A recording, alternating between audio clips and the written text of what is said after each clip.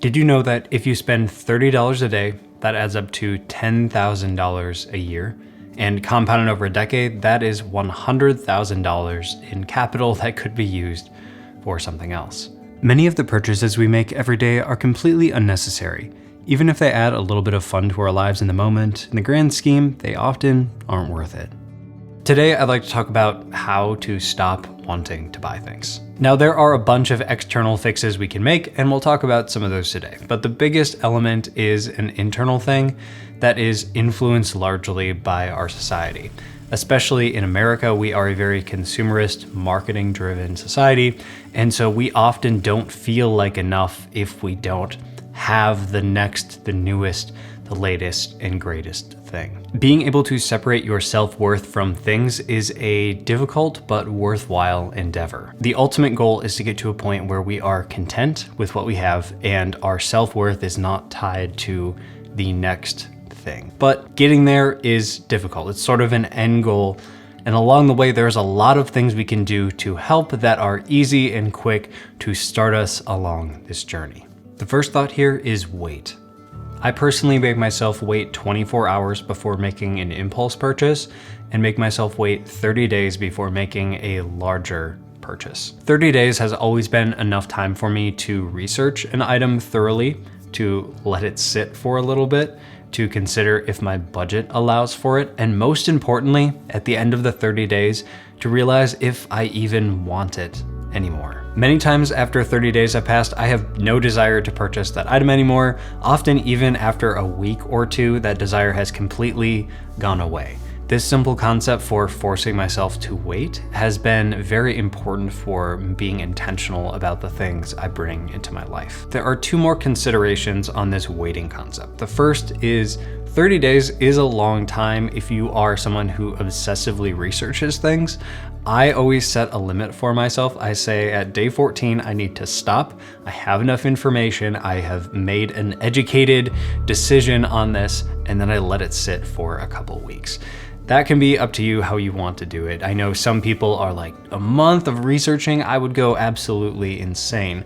But I think if we're going back to our main concept here, that we're trying to separate ourselves and our self-worth from the next thing, this is a very helpful practice to slow down, just do enough research so you know, yeah, this is the right thing, and then let it sit. The other element to consider is, but what if this item is on sale and the sale ends tomorrow? I need to buy it now. There's a pretty good chance it will go on sale again if it's on sale now. There are a few exceptions, but for the most part, this tends to be true. The other element is, if something is worth owning, I'm probably willing to pay full price for it. Now, these are my own personal rules for waiting, but that doesn't mean they need to be yours, so take what you want from this. Another thing I'll consider before making a purchase is there a cheaper alternative that will serve the same purpose? For example, can I buy this item used and will it have the same level of functionality? My favorite pair of pants are these Lululemon ABC pants.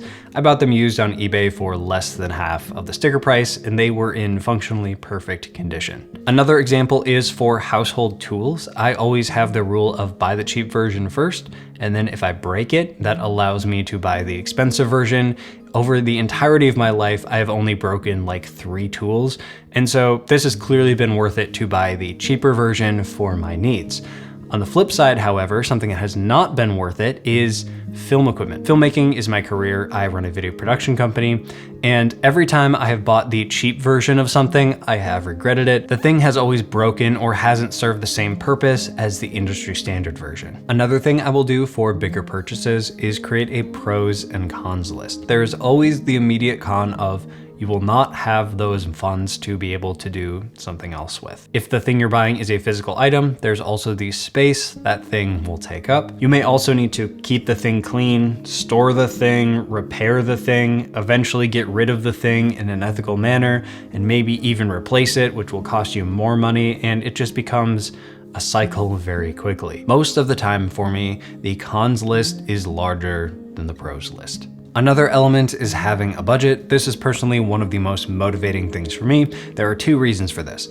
Number one, it sets a limit on what I am allowed to spend, and so I can't spend over that, and I can still achieve my financial goals. The other thing is it gives me permission to spend money within that budget. I know many of us are all in or all out on something, and one of the things that often feels frustrating about a budget is if I have a budget, that means I can't spend any money, and that is not always true as long as you're meeting your other and arguably more important financial goals. Another element is don't shop for fun. Shopping should be for necessities and not for entertainment. Shopping is firmly a hobby in America, and I don't think it's a great way to spend your time, especially if you've been to other places in the world.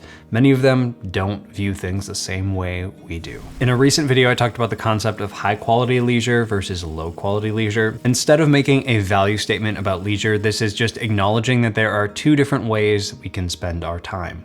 The biggest differentiator between high quality leisure and low quality leisure is high quality leisure is something we pursue, low quality leisure pursues us. The allure of social media feeds, advertisements screaming at us that we need the next thing, even the couch at the end of a long day when you know you'd actually feel better if you got some exercise. And I would argue that shopping is a low quality form of leisure. If you're not from the US, can you comment down below and let me know what shopping is like in your area of the world? I'm just genuinely curious. Another element is get a hobby, ideally something high quality. Now, I'm aware that many hobbies have a startup cost. I think that's okay as long as you consider some of the other elements we talked about in this video. Making a one-time purchase is a much better solution than consistently buying as a hobby. The idea here is when we actively use our free time to pursue something interesting and valuable, we have less time to window shop, less time to be advertised to, and less time to feel inadequate for all of the things that we don't have. Another element is to unsubscribe. We are all served ads that are personally designed for us. This is just a reality of everyday life, but it doesn't necessarily need to be this way. It does take some steps, but you can actively stop being advertised to at least as much. I know whenever I'm researching a product to purchase, my feed will suddenly be filled with ads and videos about that thing. So what I've started doing is opening a private window in my browser, doing my research, and then when I close out of that window, all of the cookies that were used to serve as ads go away with the window. And I can go back to browsing without being inundated with ads for the thing I just researched. Another element is to unsubscribe in your email inbox and on social media from emails and accounts centered around products. It's really helpful. Another question is, can I use something I already have? Might not be the perfect solution, but there's a pretty good chance it will be an okay solution. For example, we're in the season of life right now where all of our friends are getting married. And so over the last 5 years, there's been at least 3 or 4 weddings each year. And I have just picked a uniform and said, this is what I'm gonna wear to weddings every time. People don't care. No one's commented that I'm wearing the same thing I was wearing last time.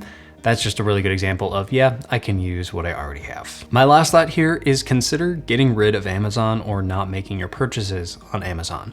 Amazon has over 37% of the US e-commerce market share, and it's because they make it so easy to go from click to having that item in your hands.